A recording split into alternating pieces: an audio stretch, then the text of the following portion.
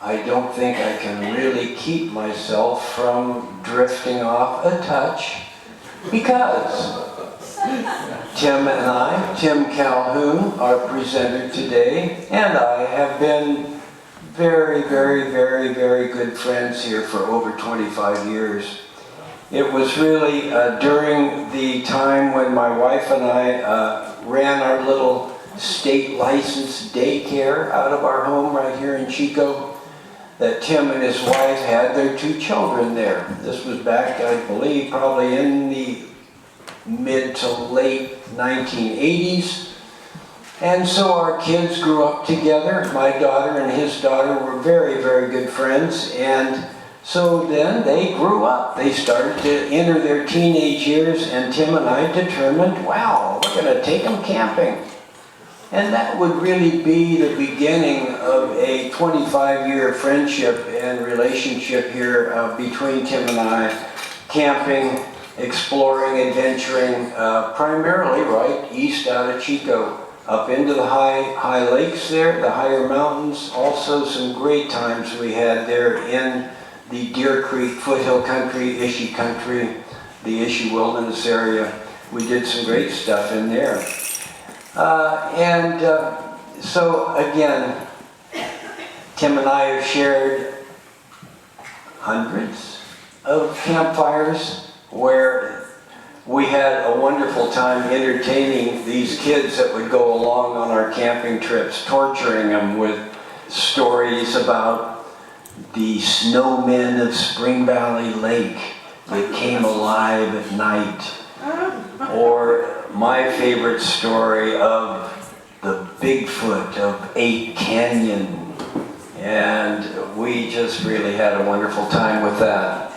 Again, Tim Calhoun, a person who grew up in the Bay Area, disliked school enormously, was put in a Catholic school where the sisters were very heavy-handed and Tim was uncooperative and was asked to leave the school. But Tim always had a real touch for art, and early on he became interested in computers, in this developing world of computers, and picked that up. And would go on to have a very illustrious career right here in California, working for Butte College, and became a statewide player in the computerization of all of the state of California's community colleges there, bringing all of the records, all of the transcripts, all of the flow of information into a centralized accessibility there through the computer world. And Tim really was involved in the laying of the fiber optic cables all over California that really carried the computer information there and allowed California to really develop this worldwide capacity there to access information. So again, Tim had a great career there, and in 2003, Tim and his wife would move to Butte Creek Canyon. So they'd been up there for some 20 years, and immediately Tim would volunteer at the Coleman Museum there at Centerville in Butte Creek Canyon. And he continues to do that today, and he'll close his program today with just a quick picture of the Coleman and the old Centerville School that's right adjacent to the museum building. So one thing I'd like to throw out here at this point, I'm thinking of putting together a trip up to the Coleman Museum, maybe in the springtime here, out of our Chico Museum group here, and go up for a lunch there and a tour through the museum and the schoolhouse, maybe even see the old powerhouse right there on Butte Creek that provided the first electricity here for the city of Chico, where the first electric lines coming down from Butte Creek Canyon into Chico, I've forgotten the year, 1900, what, Randy? 4, 5, right there. That's where the first electricity in the Chico community really came from. So, what I'm wondering is, if there's interest in that, let me know today. Just step up and say, yeah, I like that idea. All right, very good. So enough of all of that. I'm going to turn it over to my good friend, Tim Calhoun.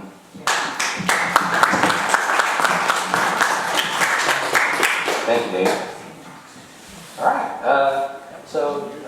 Yes, I have been doing a bit of prospecting since I've retired, or a bit more prospecting since I've retired, and most of that's been in the canyon. So I've always loved history, and the history of the canyon's been a favorite. So it's fun to share that this morning. Thank you for coming out on such a rainy day, and hopefully this will be fun. So I want to talk about the discovery of gold on Butte Creek Canyon. John and Elizabeth Mary Cox heard about gold in 1849. Classic pioneers. They came across the country. I believe they must have taken the Lassen Cutoff and come down that direction, because they ended up spending the winter of 1849 at the entrance to the canyon in their wagon. The reports are that they were pretty much starving. They were getting some food from Sam Neill, who had that, I think, the Spanish land grant that was nearby, but they were in desperate straits.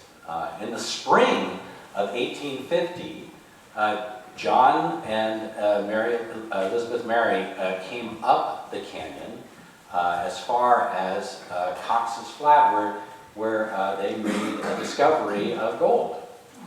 And this is a picture very near to where that gold discovery occurred. The bottom part, you might see sort of a little wall there in the picture on the left with a stacking of rocks. This is a ground sluice. We'll talk a little bit more about that and what that means.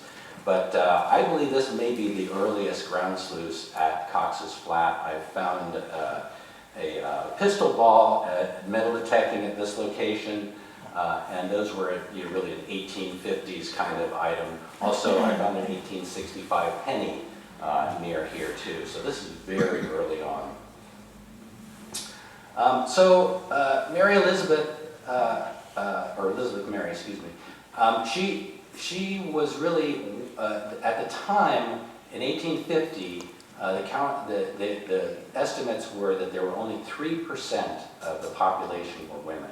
So if you can imagine her, and they had a child at that time when they got here in 1850, she was out there by herself. And of course, immediately, in rushed all these other men to take over other claims right around where John's claim was. And she was out there all by herself. And the conditions were very harsh, and as a testament to that, she and both of her children had passed away within 6 years. And she is buried there at Cox's Flat. I am actually looking for her grave. There are still supposed to be 4 posts in the ground that held up the fence that went around the graves, and so I'm still looking for that. But an unusual thing there at Cox's Flat are these flowers, which are not native, so possibly her grave where she is. I haven't done enough investigation yet to figure that out. I will read, John went on to in the canyon, and I will read just a little item here from the weekly Butte record. Mr. Dawson was called yesterday evening, and this is 1877 now, so many years later. Mr. Dawson was called yesterday evening to see Old Man Cox, as he is generally called, near Centerville. He found him suffering from severe illness contracted by exposure, and expressed the opinion that he will not weather it. The old man has buffeted the waves of adversity for a long time, and it seems hard that just now, when fortune has consented to smile on him, he should not be permitted to enjoy it. So Cox lasted at least until 1877. We don't know, I don't know what year he died in, but probably that year. He is one of the unmarked graves at the Centerville Cemetery. Just a little plug for the cemetery. If you come up to the canyon, there's a guided tour you can take of the cemetery, and that's always a fun thing to do if you're into that. So let's talk about gold a little bit. Most people don't know that gold comes from water. Now, it's not the type of water that we drink. It's basically sulfuric. If you take sulfur and heat, intense heat, and intense pressure underground, add a little acid, those are all factors that dissolve gold into its atomic form, also dissolving iron and other metals, as well as silica. And so when those hydrothermal fluids find their way into cracks and crevices in bedrock, they'll basically sort of evaporate and dry out and leave behind the minerals. And so in the mining terms, we call that lode deposits. We've all heard about the mother lode, right? So that's what they're talking about, is where did the gold come from, the lode deposit. And once that vein of quartz begins to weather out, the gold begins to tumble downhill with erosion. It will work its way down to, in the case of Butte Creek Canyon, down to the bottom of the riverbed. And you can see there's different names for these deposits as they're on their way down. The one I want you to pay attention to in this diagram is the bench deposit, because a lot of the mining that went on in Butte Creek Canyon had to do with bench deposits. So there are two sources of gold in Butte Creek Canyon. There are those quartz veins that we were just talking about, but there's also ancient river channels. Now, how many of you know that we had Mount Tehama, the great the great volcano that eventually blew up, and we left with Mount Lassen now? Well, when that volcanic occurrence happened, it covered the landscape with a thick layer of pyroclastic flow, or lahar, basically. And those are the cliffs of Butte Creek Canyon. And they just covered the landscape, and there were gold-bearing rivers in that landscape that were immediately just frozen in time, dried out, underground now, and just frozen in time. And they all had gold in them. So the miners figured that out and began to tunnel into those channels. And so this diagram below shows the diagram of the California Treasure Box mine, or what they hoped would happen. And they to dig a tunnel up underneath the channel, and then pop up into that channel and wash the gold down into sluices and then on out to the front. So a lot of the mining that went on were tunnels in the canyon.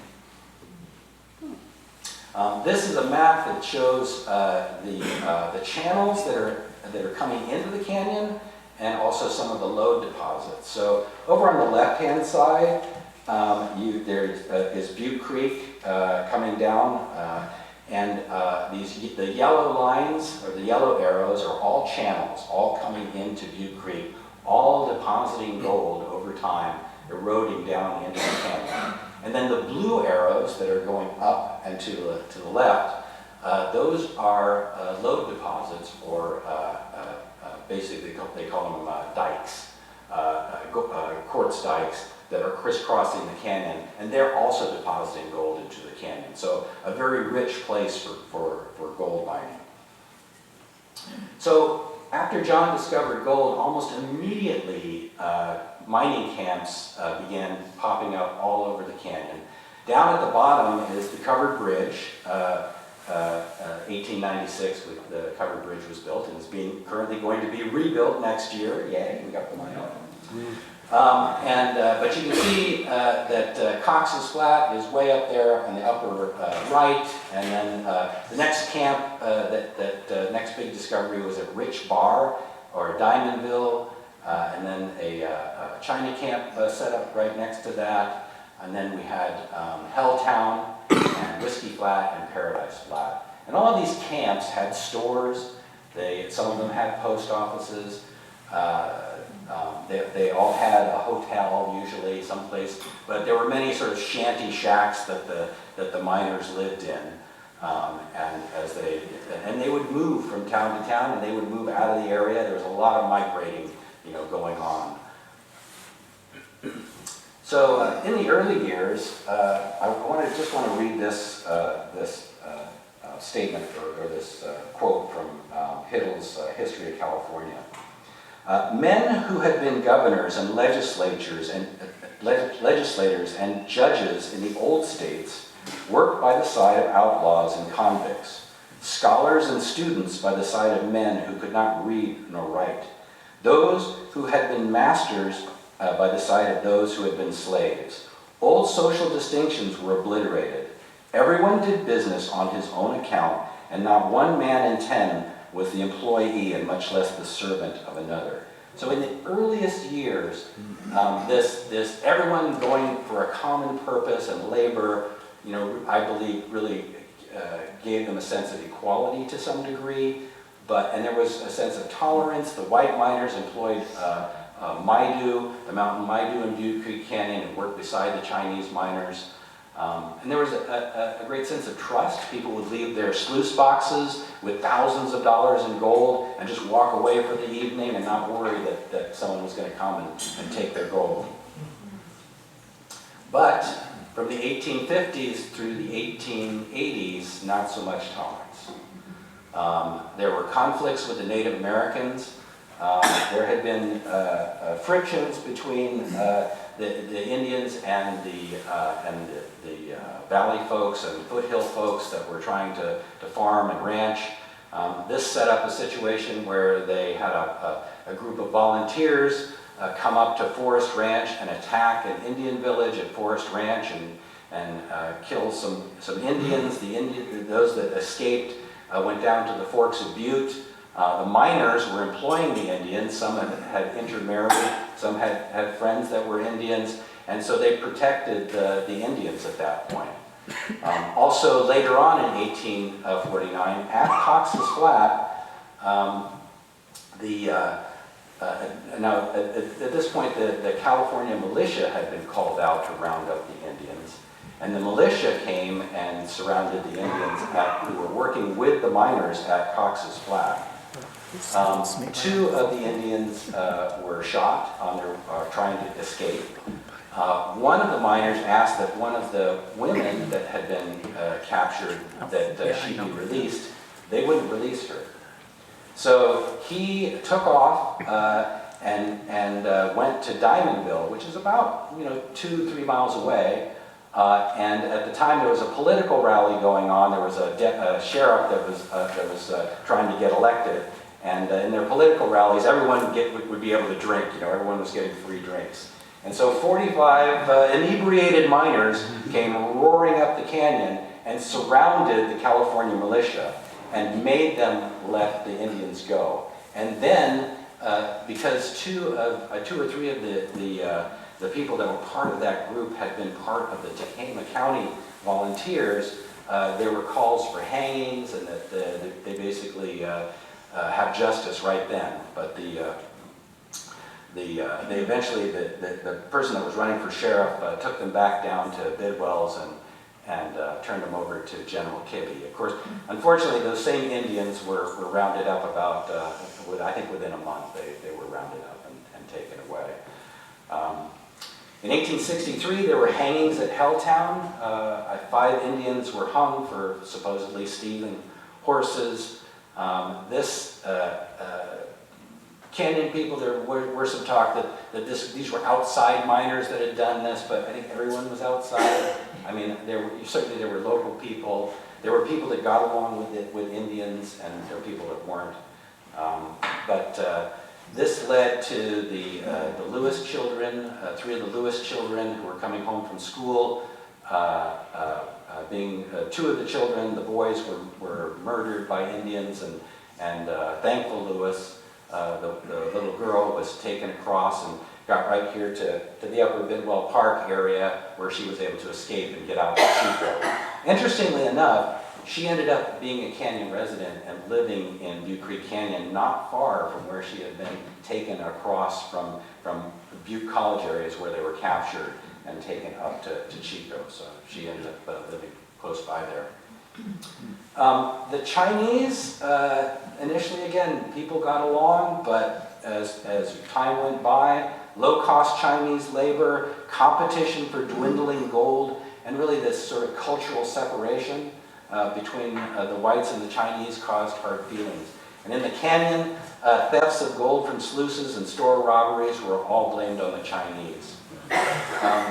In 1875, the mining communities each could set laws for their own mining area, and Helltown mining law changed to exclude the Chinese from the best diggings in the upper canyon, and Chinese could not stake claims. So, in the law, no one could sell a Chinese a claim either. So they were really doing their best to exclude the Chinese from the ability to get gold.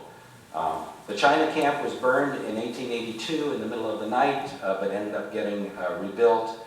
In 1882 also we had in the United States we had the Chinese Exclusion Act.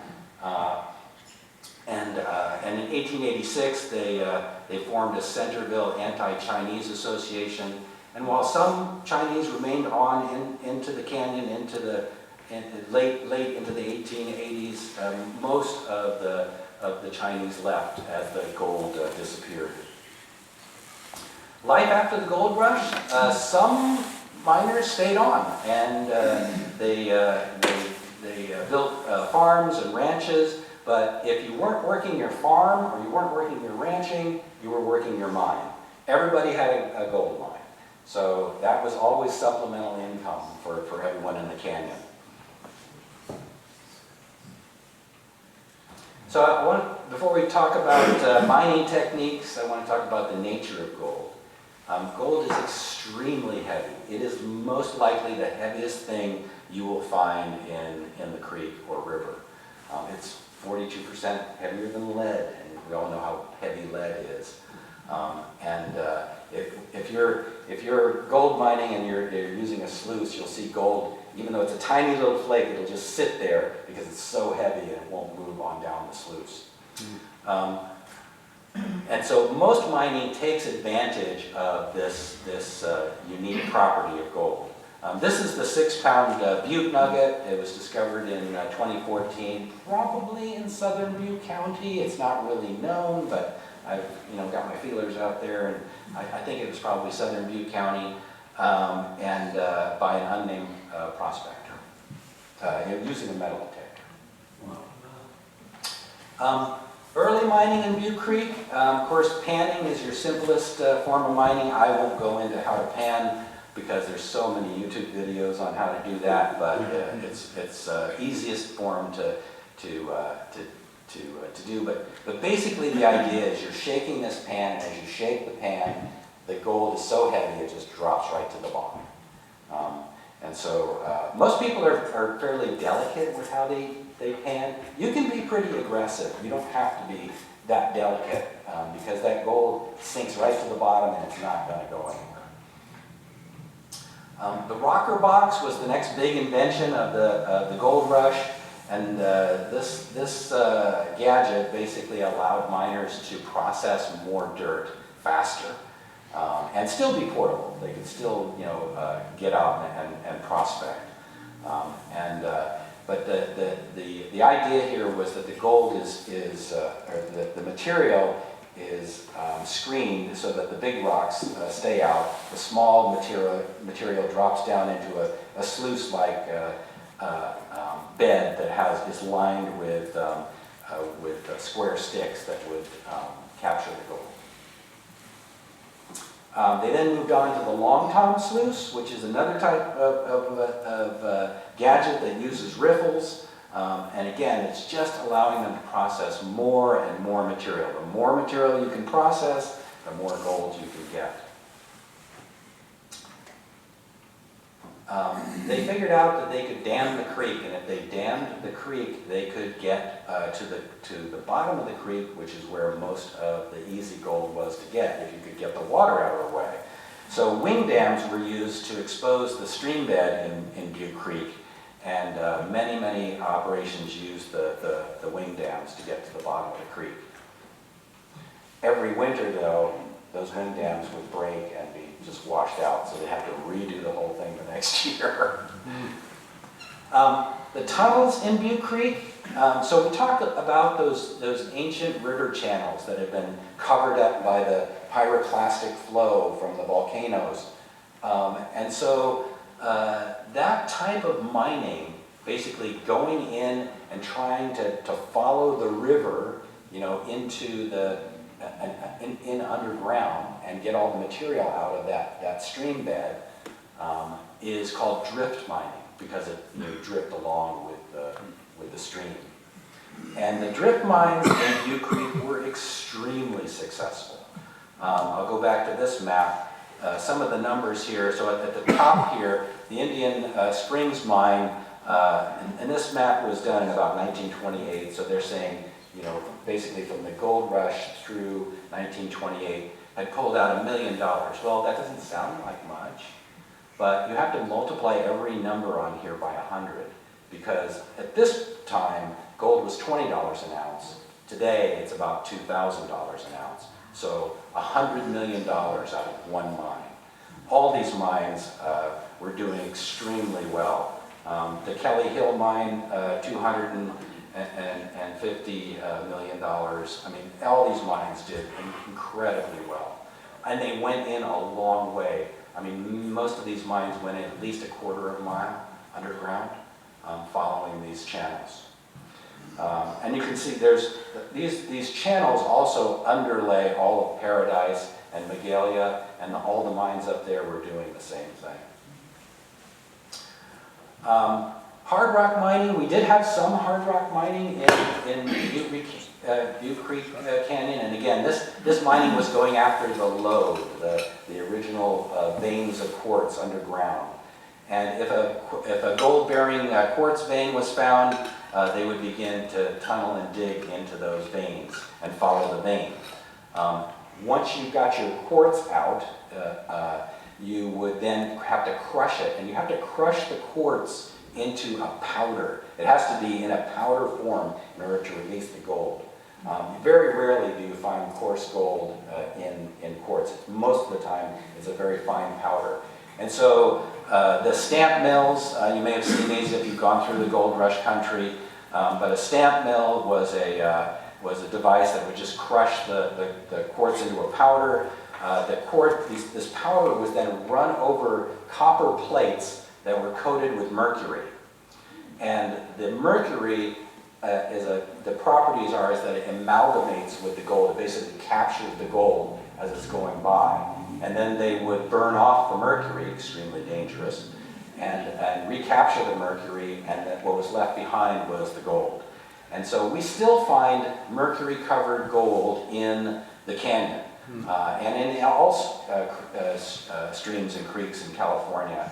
And so one of the positives to prospecting is that you get things like lead and mercury out of the creek.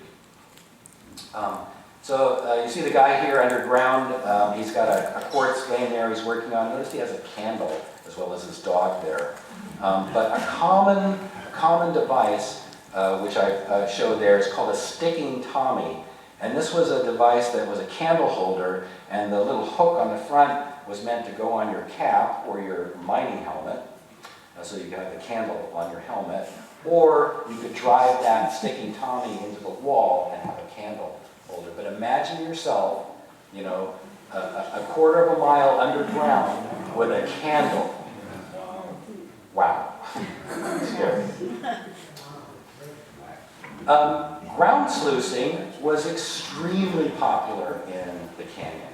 And basically the idea behind a ground sluice is you would flume water and make ponds of water up above you, and then you would dig a trench down. If you could, you would want to dig the trench down to bedrock. And the early ground sluices were dug right to bedrock, and they would use the roughness of the bedrock to capture gold. Later on, they lined them with logs to try to capture the gold, and then finally they actually put wooden sluices into these ground sluices. So what they would do would be to flood the area and then try to move all the material into this ground sluice to capture the gold and then on out to the creek. They lost a lot of gold that way, but they also, and here's on the right is an actual ground, this was a bedrock sluice. This sluice was actually dug down to bedrock and was the one on the right.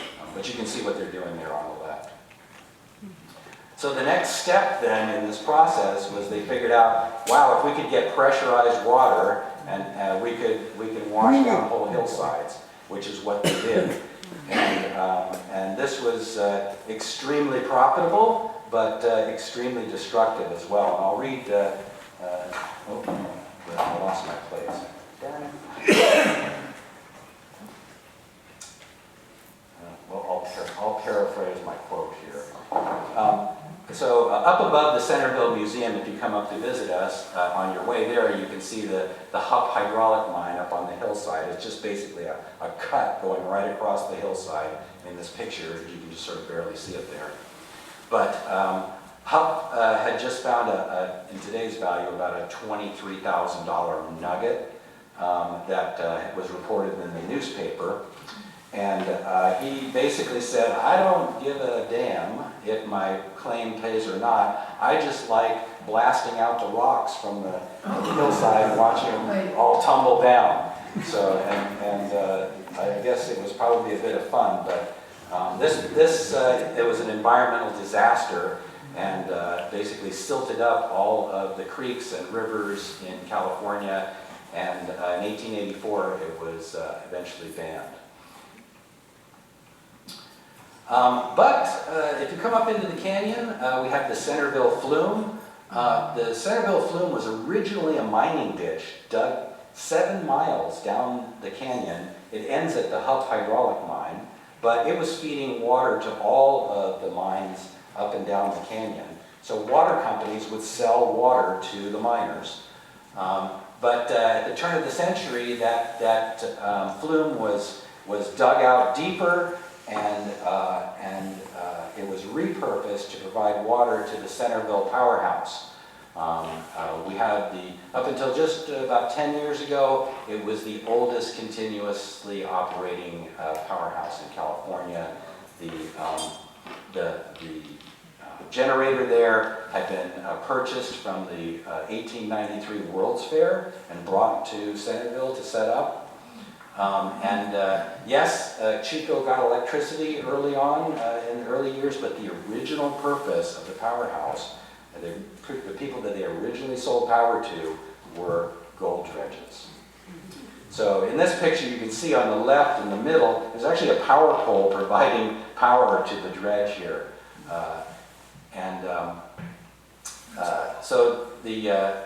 With the advent of that powerhouse, it enabled dredging in the canyon, and they just tore up the entire bottom of the canyon. Extremely successfully, they took out a lot of gold, but they would basically just tear everything apart and leave behind just piles of rocks. I think I have time to tell this story, so I will.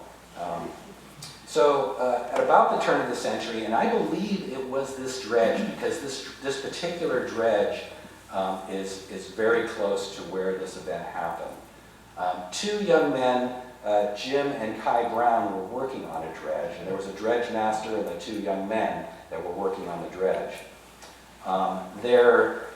This is sort of a diagram of the dredge here, and you can think of a dredge as sort of a chainsaw that just chews through the ground. It's got a big bucket line here, just to the middle and to the right. You see the diagram there says bucket line. And you can think of it like a chainsaw. These buckets are basically just chewing up down to bedrock and chewing up all the material.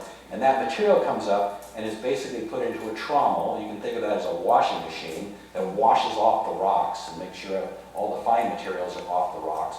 The rocks are then put on a conveyor and dumped out the back, and those fines, or the smaller material, go through sluice boxes where the gold is captured.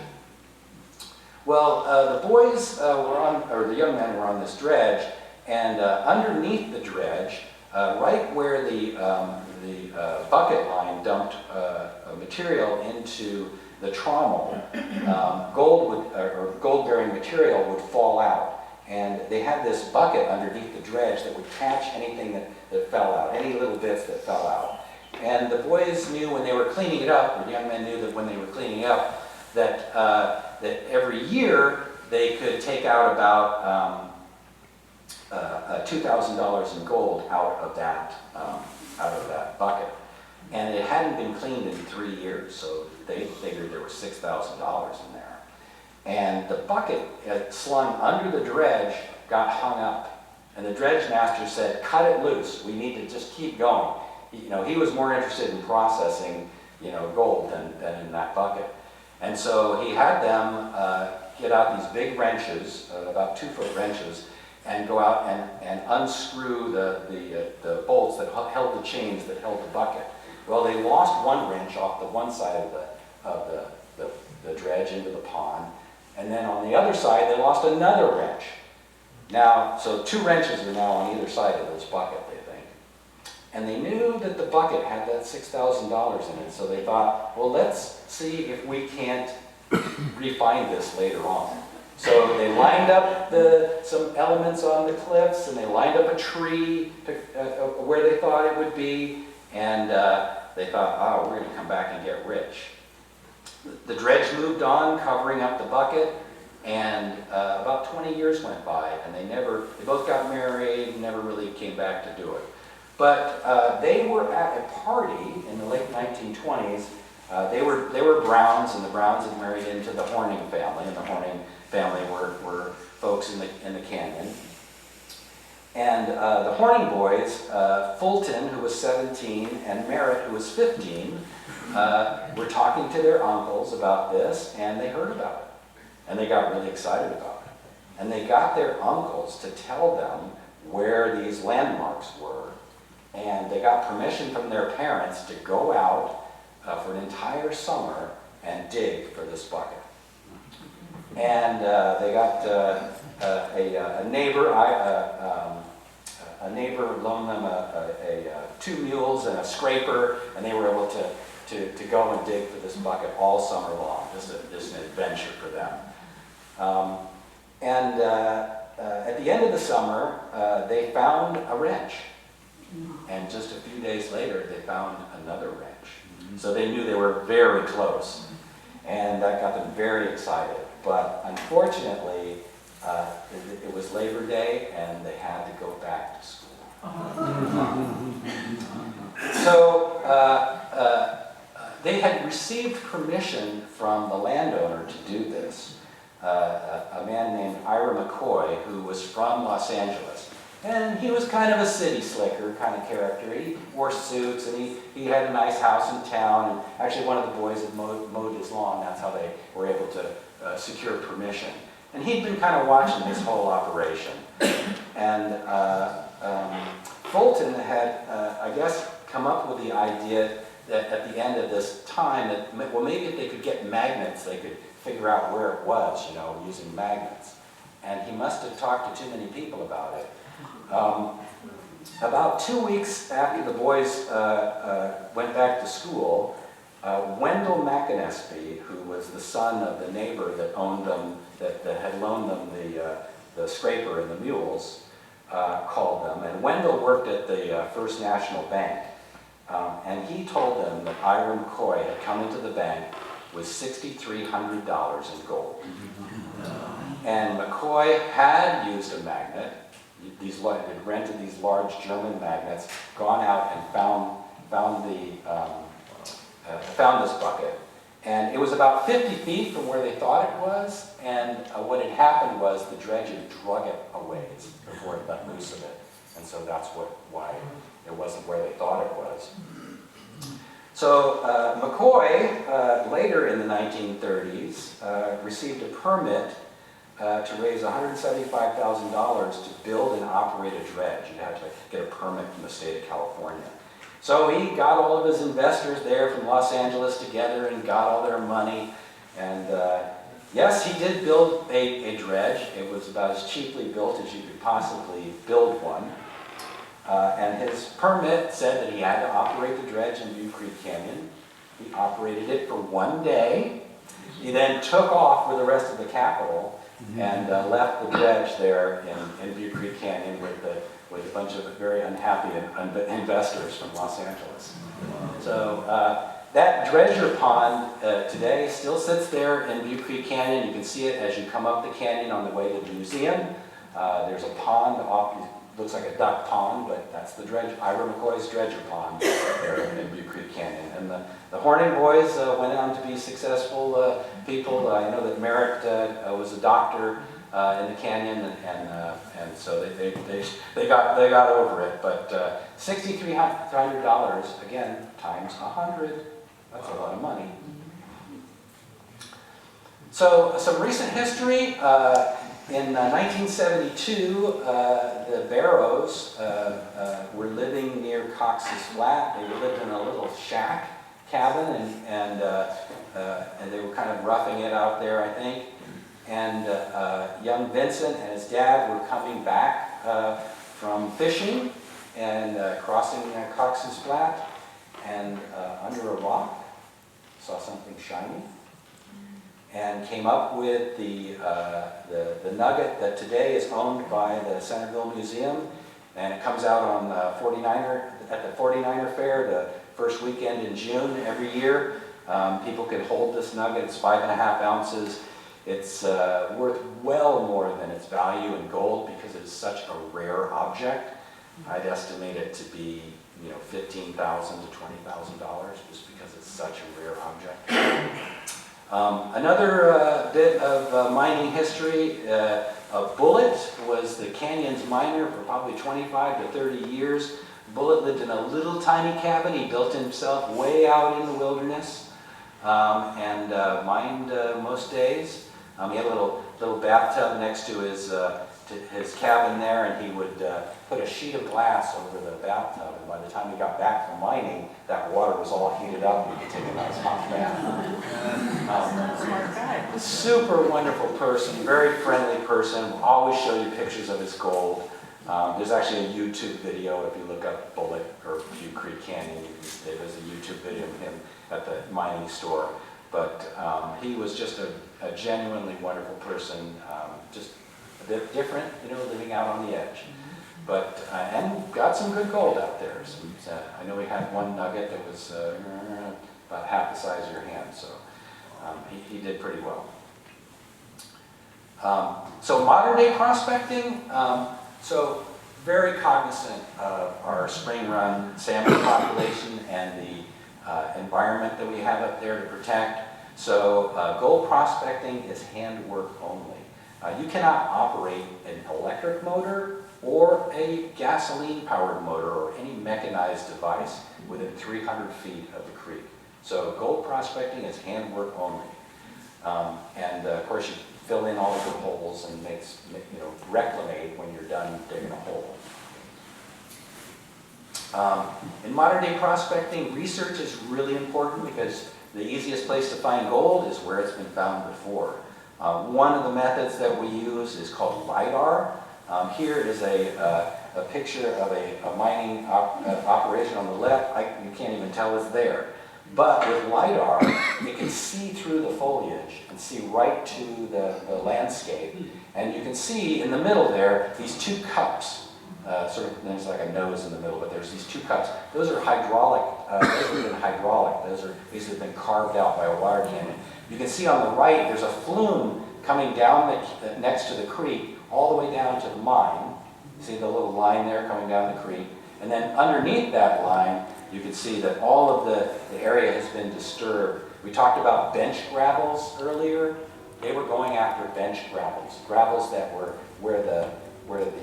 as the creek, carved its way down into the canyon, it left behind gold-bearing gravels, and that's what they were after, with those bench gravels.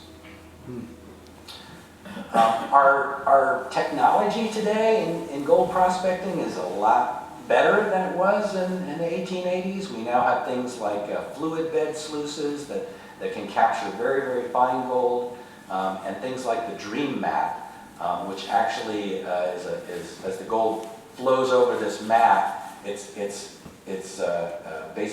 basically turned back upstream and into a little hole, and it's able to capture very fine gold as well. So the fluid dynamics that are being used today is much better to capture small gold. Metal detecting is a lot of fun. It's sort of the big game hunting of gold prospecting. The old timers, they were very good at screening out a lot of larger pieces of gold. They didn't do a good job of capturing larger pieces of gold because they'd screen them out because they wanted all the fines to go down into their sluices. And so larger pieces of gold can be found metal detecting in the tailings piles of the old timers. Sniping or fanning, this is a favorite of mine. Put on your wetsuit, get in the creek, and the wetsuit can keep you warm all day long, or semi-warm. And what you want to do is get down into those cracks and crevices at the bottom of the creek, and using your hand, you'll fan the gravels out of the way and dig down into those cracks and crevices. And at the bottom, many times you'll find coarser pieces of gold down there in the bottom of the cracks and crevices. Crevicing on the banks of the creek is a lot of fun. It's probably my favorite thing to do, is sit on the bank of the creek and just scrape out cracks and crevices. You can just use a screwdriver and a hammer and just sort of tap rock. What you want to find is a crevice where the rocks are packed into that crevice, so you know that nobody's been there for a long, long time, and the creek has just washed those rocks in and they get packed in. You can pry those out, get to the bottom, and pan that out. Many times you can get good gold that way. So where do you find gold in Butte Creek today? Well, a lot of it's private land or claimed up, but the Forks of Butte Recreation Area is a fun place to go. It's beautiful, first of all, and there's some nice trails there to walk, but you can also pan for gold up there. It's a Bureau of Land Management land up there, just beyond Magalia, just beyond the DeSable Reservoir. There's good trails there to follow. You can find the Forks of Butte on explorebutecounty.com and find out about doing that there. As far as resources, we have a new reprint. For the first time, the Tailings of Butte Creek Canyon has been reprinted. This is the local history of Butte Creek Canyon, and it's available up at the Coleman Museum in the canyon. And then we have Michelle Shover's California Standoff book. If you haven't read this one, this is a great book, really well done. I really enjoyed this book. And then if you want to get into hunting for gold, you can't do better than Chris Ralph's Fists Full of Gold. It's sort of the definitive book, a modern day book on gold prospecting. I'll leave these up here for you to check out. If you're into YouTube, I can also recommend the YouTube channel Two Toes. This guy, Gary Honig, is from Biggs and does a lot of prospecting in our area, but he's very, very good about telling you what he sees and why he's doing something that he's doing. He's very good at instruction, telling you how to do things. You can also find him at goldminingbasics.com. And then finally, I'd like to invite you up to the Coleman Museum and Centerville one-room schoolhouse. If you've never been up, yes, it's it's 9 miles. You got to drive up to the canyon, but it's a beautiful drive. It's a wonderful thing to do on a rainy day like today. Open Saturdays and Sundays 1 to 4. We have our museum is really the families that stayed on in the canyon after the gold rush. They in the 1970s they emptied their attics and emptied all of their parents' things, their grandparents' things, and so we have a lot of great things in the museum. A lot of artifacts that are wonderful, wonderful basket collection, and we have the one-room schoolhouse. which was still continuously operating up into the 1960s. A lot of great stories there. So yeah, please come up and visit us. How did I do on time? Pretty good. So I got 10 minutes, I think, if anybody has any questions. Yes? A question, a little story. Our son, who is now 33, was a Cub Scout. Some good friends of ours, he was a jeweler in town, and he knew that prospectors, just back in the soil. So we took the whole Cub Scout group up there, and he showed us how to can for gold, and almost every kid got a little bit of gold. I was on that trip. Oh, I kind of recognize you. Yeah, the kids, Bullitt let the kids go into his cabin. They were rolling all over his bed. It was hilarious. I mean, it was so good with those kids. One of the kids found a little pea-sized nugget too, and I remember distinctly Bullitt saying, "Where'd you find that?" Yes? Where was John Cox from? Missouri. I'm sorry, the Coxes were from Missouri. Yes. How was he when he died? Well, I don't know. I haven't done the math, but he must have been in his early 20s, probably, when he crossed the country, and then 1877, so probably 60, something like that. It was a hard life, very hard life. Yes. Describe gold with gas mercury in it. Oh, what does it look like? It looks silvery. Is the best, and usually many of the pieces that I found, you can tell there'll be just a little bit of gold showing, and then the rest is silver. And what you want to do is keep that, if you find it, keep it in water, keep it in a vial that has water. Mercury is super poisonous, and it will sublimate, or basically, evaporate. Not evaporate's not the word, sublimate. I think that's the right word. But keep it in water because you don't want it to create a poisonous situation. Yes?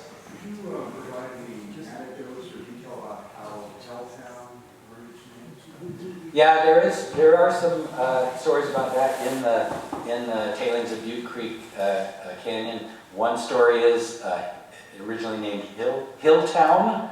Other stories are miners basically saying, "Oh, this is a hell of a place," kind of. I think it basically what was Paradise's motto, to be all its name implies, or something like that up there. I think that's what Helltown was. It was a pretty rough spot with a lot of drinking and saloons, and it was of course that's where some of our worst atrocities occurred. So yeah, it was probably that type of spot.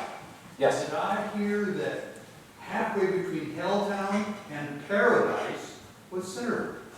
Oh no, Centerville was Paradise Flat. I think it was there was a spot called Paradise Flat that was between between Helltown and Whiskey Flat, and then now you said between what was the I other? heard it was between Helltown and Paradise, and Centerville was in between.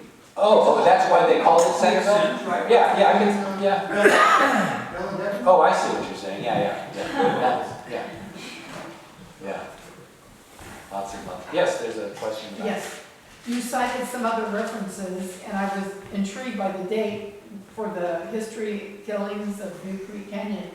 I thought I saw the first date, 1833, which is way pre-gold rush of 1850. Who was in the area then beyond, of course, the Native American tribes, and would they have been some of the fur trappers? Yes. Through here? Yes, the trappers were in the area.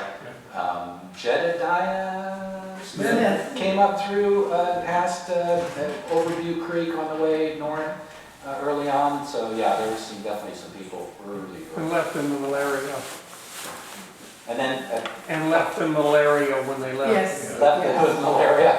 That's true, that's what killed all the natives, other than smallpox, was malaria. And contact that. Yes. How big were those dredges and how did they move them? So they were huge. I mean, I would say from the temple there probably to the major back wall. Yeah. They were very, very large. And so They were moved basically, commonly, one thing that they would all have, let me go back to the illustration, I'll just run backwards.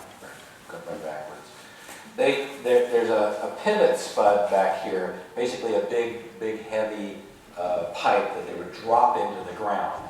And then once that was in place, the dredge would move back and forth and just chew everything up, pivoting on that spud.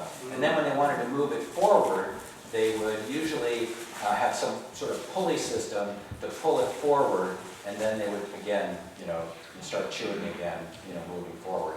And as it moved forward, it was constantly digging its own pond, moving forward and burying the pond out the back as the tailings dropped out the back. So it basically dug a floating processing plant that dug its own pond, moving forward. So when they were done, they cut it up for scrap. Yeah, actually, many dredges were taken apart and taken up to Alaska in the Alaskan Gold Rush. Oroville is known for having really the first dredges and really sort of perfecting dredging technology early on. There were some dredges in New Zealand before that, but they were smaller operations. Oroville was really the one that the dredges around there, they really sort of perfected this device for doing this. It's really horrifically destructive, but also a very clever device. I heard you said they were powered by electricity. Yes. And I always thought they were steam powered or by coal. The first dredge, I think there's a picture of a dredge in Oroville that was a steam powered dredge, but as soon as electricity came in, they began to be operated by electricity, and then the later dredges used generators that were generating electricity on the dredge. Yes? That first big nugget you showed, about how much is that worth now and where is it? Yeah, that is this one. Is that the one? Oh, the one the boy had? In her hand, Yeah. Oh, this one. So this nugget was auctioned off for $400,000. So that's the retirement nugget. And the story goes, and this makes totally sense being a metal detectorist. Your metal detectors are really geared towards small gold. And so the indicators that they give you are, oh, this is gold, is usually based on small gold. And when they kind of give you a big booming sound, oh, that's some tin can or iron or some piece of junk, Well, but larger pieces of gold will also sound off like junk. And this thing was about 1.5 feet down, I believe, about 1 foot to 1.5 feet down, and it sounded off like junk. And so, being a good metal detectorist, you dig everything, even though you know it's going to be a piece of junk. And he dug it, and he kept going. The deeper he went, the more excited he got, because the deeper you go, the more or less likely it is to be junk.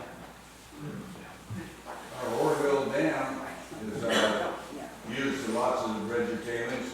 Yeah. In building that. Yep. Yes, they did. Yeah, absolutely. Yeah. A lot of gravel operations too. There was a gravel operations in Lower View Creek that was using tailings. Dave, did you have a question? Just a comment that dredging there in View Creek, it came all the way down to where Highway 99 crosses View Creek today, leaving Chico. You can really look off to the west side there of the road and see the remnants of dredger tailings there that have become now plants have finally settled in there and gotten the root holes in there. But I can remember in the 1950s where that whole area there was still just a bunch of tailings, dredger piles there. They pulled the last one out in 1947. Most gold mining in the United States, World War II put an end to it. It was not an essential, thought to be an essential role, and so a lot of the people that were doing that were sent off to the war, and that closed a lot of mines. There was a question. Yes. I just started looking at a book on George Hurst, William. he came from Missouri also, like this guy Cody you were talking about. And he had been a hard rock miner in Missouri, and he had some gold mines there, hard rock. Yeah. So he was able to find them, get ahead of the group. Yeah, he probably had a leg up on everybody else because he had some geology. Grass Valley and that. Yeah, yeah. Yeah. Other questions? Yes.